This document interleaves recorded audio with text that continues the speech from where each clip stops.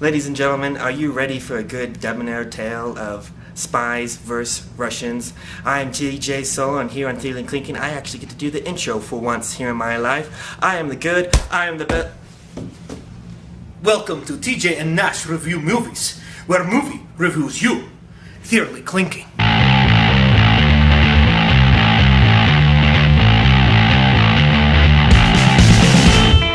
This time on Thearly Clinking, TJ and Nash crash the movies. We're going to be taking you back in time to the 1960s for a spy action comedy called The Man from U.n.c.l.e. Dun dun dun! That's my new theme song for that movie, by the way. You get a theme song? Ooh, man. I get a theme song.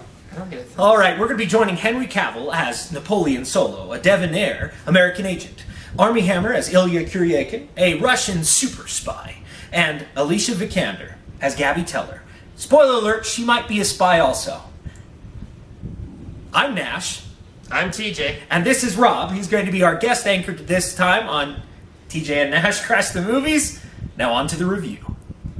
Right, today on the review system, we've got the very best. You must see it in the clearest picture, IMAX. IMAX. Yes. Christopher Nolan was ahead of his time. And when you just need to go see a movie anytime, regular price movies. For the not so great, you got your matinee, because it's still a good thing to go see in the theater, because movie magic is best seen on the screen. If it's not so much great larger than life, you've got your Netflix, rent it from DVD, rent it online, whatever. Problem is you might have to wait a while. If it's okay with you, Netflix it. If you want to go to the dark side of town and you don't have a problem, Redbox it. Your local Walmart, your local gas station, they're everywhere.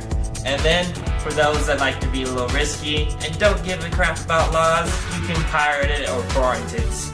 And then, the most absolutely worst movies out there, I don't think we've got a good...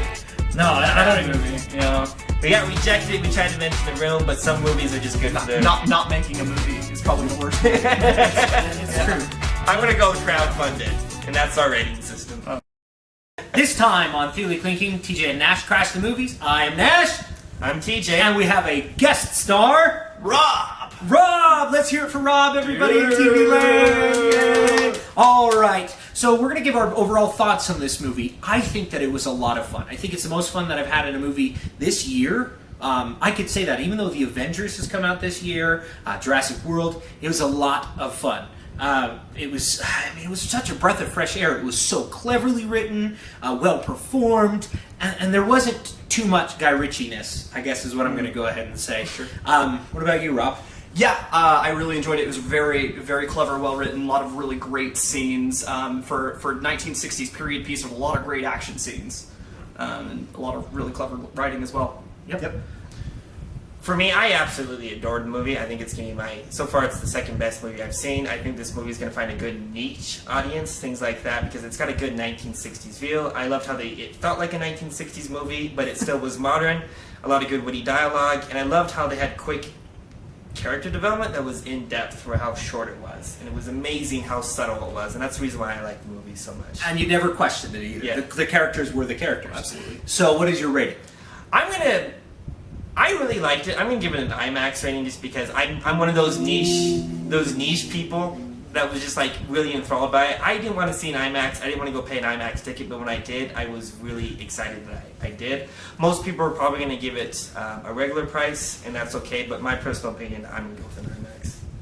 Oh, well, great. It barely misses IMAX for me. For me, it's going to be a regular price movie. It's going to be an add-on, however. And this is a very special add-on. I think the add-on is going to be see it again. This movie has serious rewatch value. Is it good enough to say that it's going to win an Oscar? Again, I don't think so. It is, however, going to be able to be watched again and again for years and years to come. Regular price add-on, see it again.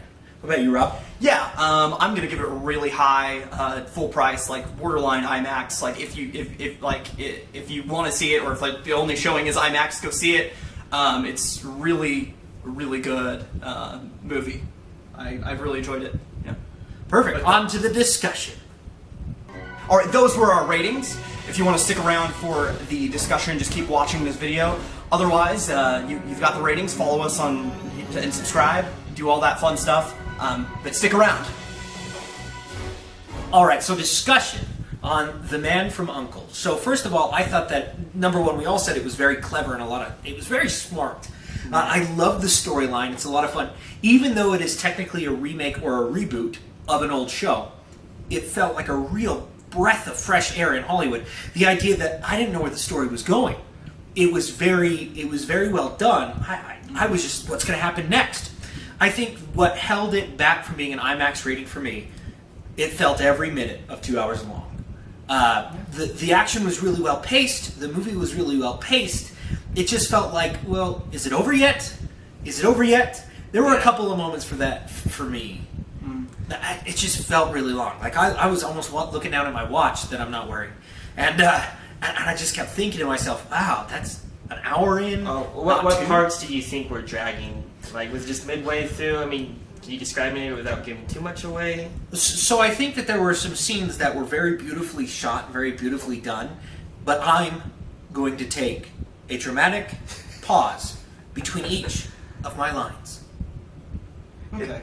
It's kind of that old theater world stuff, isn't it? It was. Yeah. And, you can't blame them too much because when they said their lines, they were brilliant. Oh, it was awesome. So, yeah. I don't know. Yeah. What about you, Rob? What do you think? Yeah, I mean, like, I thought, like, there definitely was, like, a little bit of that pacing issue where it lagged a little bit towards, like, the final third of the movie. Like, there was a few chase scenes and action sequences towards the end that I just kind of started losing interest a little bit. But what I did like about it actually was the fact that it kept you guessing. The fact that I was like, I don't know if this is going to end. Is there more action? This is awesome. So, and I almost didn't want it to end because I really was entertained by these characters. I was in love with these characters. They were very well put together. I loved going on adventures with these guys. Like, it's like, oh man. Oh yeah, I agree. Yeah. I loved every single character in the movie, absolutely. Except for maybe the British secret intelligence guy. Oh, I love him. Hugh Jackman he didn't get very much, I guess, too much face time, and that's what a lot of people are complaining about this movie. That they do a sequel, they plan on giving him a lot. Who? I don't think that was Hugh Jackman.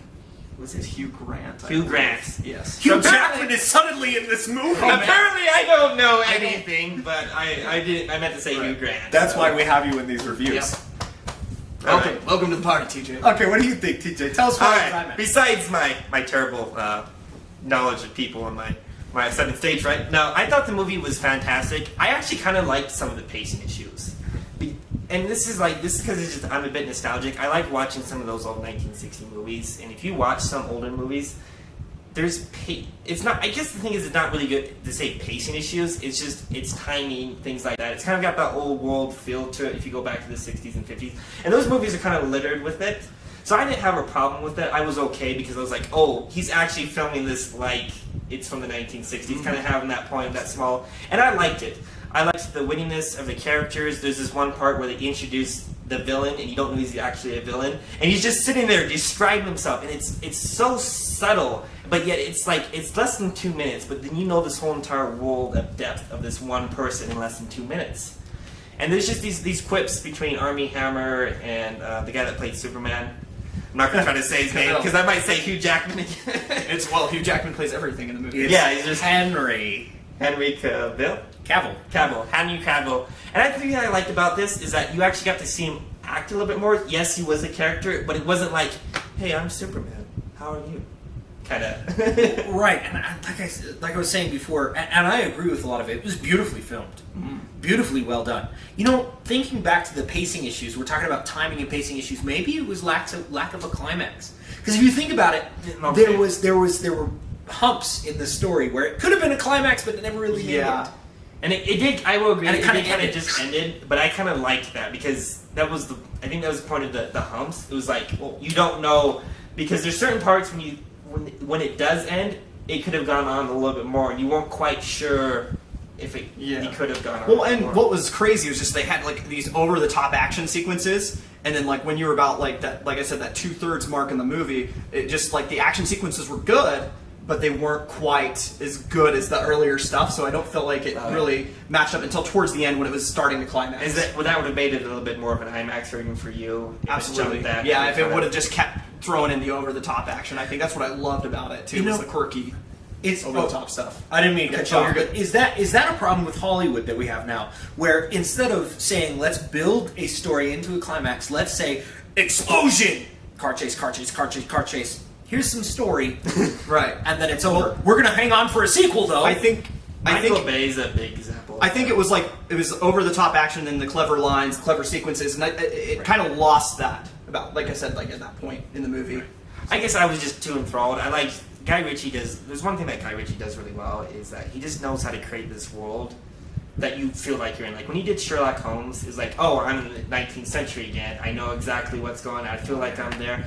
And he just did this with the 20th century about around the Cold War. It was just this beautifully filmed piece. Oh, it felt like we were in the French Riviera or Monte Carlo or the jet setters of the 60s. And it felt like a 1960s television show, especially when they're like cutting to some of the multi-action scenes, and it's just like, and it just feels like you're watching like the A-Team from back in the day. It was good. Or when like Ilya was like angry, it would do it zoom it like close up to his eyes, because that was a huge thing in like those older like 1960s shows. It was like it would zoom in on their eyes and you could see like the anger, and it was just, I don't know, it was shot really well. I guess I love catching on all the subtleties. Absolutely. It's true, and because I remember the 60s, not. Yeah, that's where I'm from. Like I said, it's a really fresh, breath of fresh air. I was waiting for Steve McQueen to show up on the freaking screen. I really was. Steve McQueen or Frank Sinatra music. Yeah. it was so well done. Oh, that's one thing I forgot to mention. The reason why I think I gave this an IMAX rating is 'cause it's been a long time since I've seen them use music so well. Oh, yeah. Like they had period pieces, they had these subtle pieces that they made from the movie, and I haven't seen music that well for a long time. I just have to say The Good, the Bad, and Ugly when they're doing the final face-off. Right. And there's just some moments where they do this wide variety, and it's really done well. Yeah, the sound was really good. And that's the reason why I think I gave it an IMAX, because I was paying attention, like kind of this thing like that. So IMAX, regular price, see it again, and regular price. All right, don't forget to crash those movies. And don't forget to like, subscribe, follow. Tell us in the comments below what you thought about our movie review, what you thought about the movie itself, and then what movies should we review next. I know I'm asking a lot, but just go ahead and give us that. And then feel free to follow us on Twitter. We also stream regularly on Twitch as well. But thanks for watching. You are now engaged. Congratulations.